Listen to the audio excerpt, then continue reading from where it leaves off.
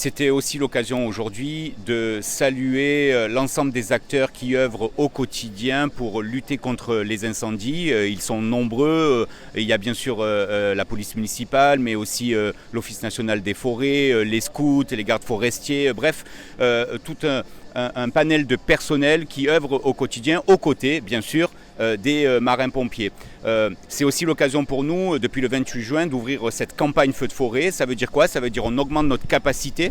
Donc on augmente notre capacité avec davantage de marins-pompiers, des camions-citernes qui sont prépositionnés partout. On sillonne en matière de prévention aussi l'ensemble des massifs forestiers pour prévenir un certain nombre de touristes ou de Marseillais qui n'adopteraient pas les bons gestes. Bref, on est sur le pont pour éviter le moindre départ de feu et être présent si jamais il y avait un départ de feu pour le contenir le plus rapidement possible. C'est vrai qu'avec la période estivale et puis en plus l'affluence supplémentaire des JO, il va falloir redoubler un petit peu d'efforts d'une manière générale en termes de sécurité. Bien sûr, c'est un dispositif inédit pour le bataillon des marins-pompiers de Marseille. C'est dans la période avec la campagne feu de forêt plus JO, c'est 740 marins-pompiers qui seront mobilisés pendant toute cette période. C'est le double de sa capacité au quotidien. Donc c'est très important, mais pour nous c'est essentiel évidemment, à la fois pour être présent sur le plan d'eau comme sur terre pour les épreuves de JO pendant toute cette période, mais aussi, et c'est la raison pour laquelle nous sommes là aujourd'hui, pour